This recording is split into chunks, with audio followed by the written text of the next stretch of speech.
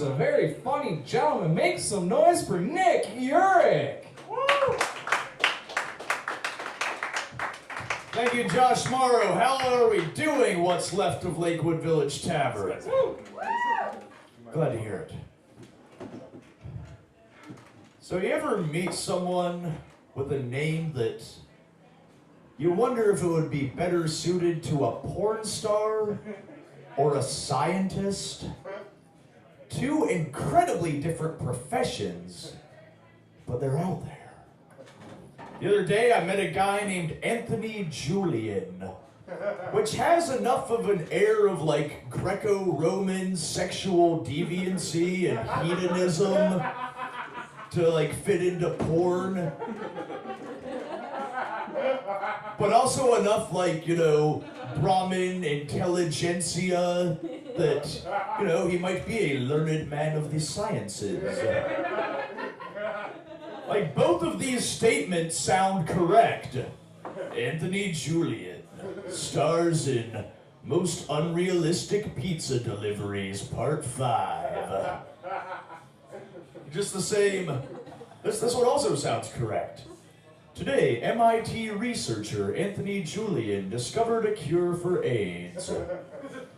He was inspired to work on this when his friend, also named Anthony Julian, contracted HIV while shooting Most Unrealistic Pizza Deliveries Part 5 because Clandestine Liaisons Productions fucked up their background check for one of his co-stars. Unrealistic pizza deliveries. I tell you something, I worked for Papa John's for a year, had no sexy times whatsoever. None. I will say though, what I did have a lot of were existential crises. Like when I'd pull out onto the ice on Pearl Road and do a complete 180, barely missing traffic oncoming, my life flashing before my eyes, every pathetic, dull moment of it, and realizing, holy shit, I risk my life every night to make fat fucking Americans fatter. By the way, I've risked my life 0 times to make starving people not starve. And in addition to that, to make a billionaire who lives in a castle and probably hunts people for pepperoni in Indonesia, more of a billionaire who could live in maybe a palace, hunt people for pepperoni somewhere a little highbrow, like perhaps Malaysia. I don't know. I don't know what the hierarchy of those countries is.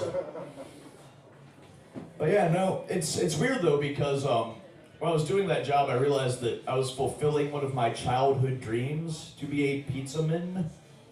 But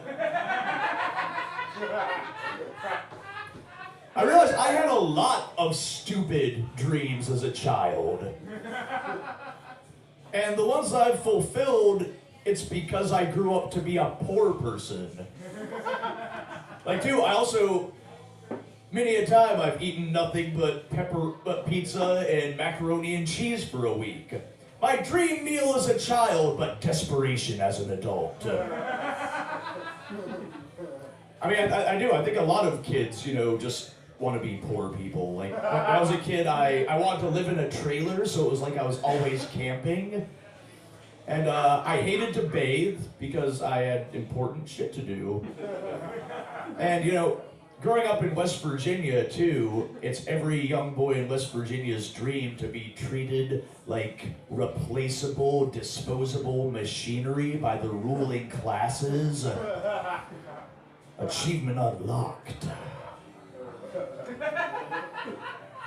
But yeah, no, down there we were taught to suffer in silence. Unless, of course, you are a abusive husband with a drinking problem, in which case you were taught to suffer as loudly as possible at your poor wife, so loudly that the neighbors hear and have no choice but to turn up the volume on Wheel of Fortune. Yeah, because that's how all that goes. Insert Hack Ray Rice joke. But no, I will say, I'm going to leave you all with a little bit of hope, though. Because you know, there's not a lot to be found down there, so when you find it, it's a magical fucking thing. There's a story of hope, but it begins with a story of despair.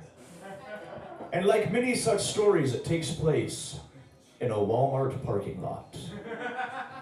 Now, a Walmart parking lot anywhere is like a bazaar in Calcutta. I tell you though, a Walmart parking lot in West Virginia, that's like with an extra hint of the Cantina bar from Star Wars. Like you see morbidly obese hut people in their rascal scooters, and they've got goiters coming out of their necks because iodine deficiency is still a problem down there. And it's like, gonna go buy cheap shit made in China. Yeah.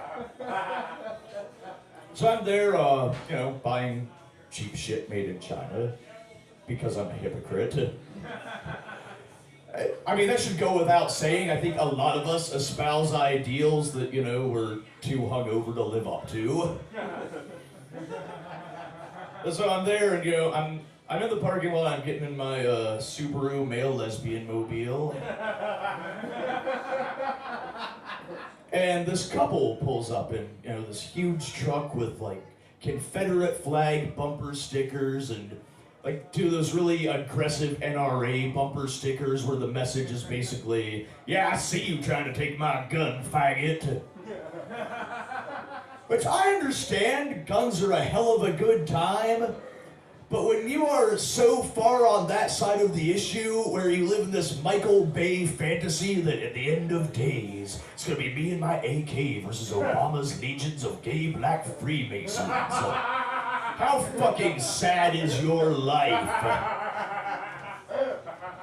So this couple, they get out of the car and they're wearing some combination of camo and leather, and like the lady's wearing this shirt that says God don't make no junk. Clearly a lie, because she's also holding a baby. And that's not a cute baby either. I will give a pass to a cute baby, no matter where it comes from. But no, this baby has that dead-eyed, born addicted to Oxycontin look. You can just see in its face that it's already learning how to hate women and minorities. Its first word's probably gonna be faggot. And I'm looking at this kid and I'm just thinking, motherfucker, they're still making these. They quit making fucking Pontiacs, but they're still making these. But then, I had the hopeful thought. Because what if this is the last one? What if this is the last, racist, homophobic ignoramus born in this country? Flash forward to 2085. The kid's 80-something odd years old, 80 and some for, the layman. And, he's living in some ramshackle hut up some holler.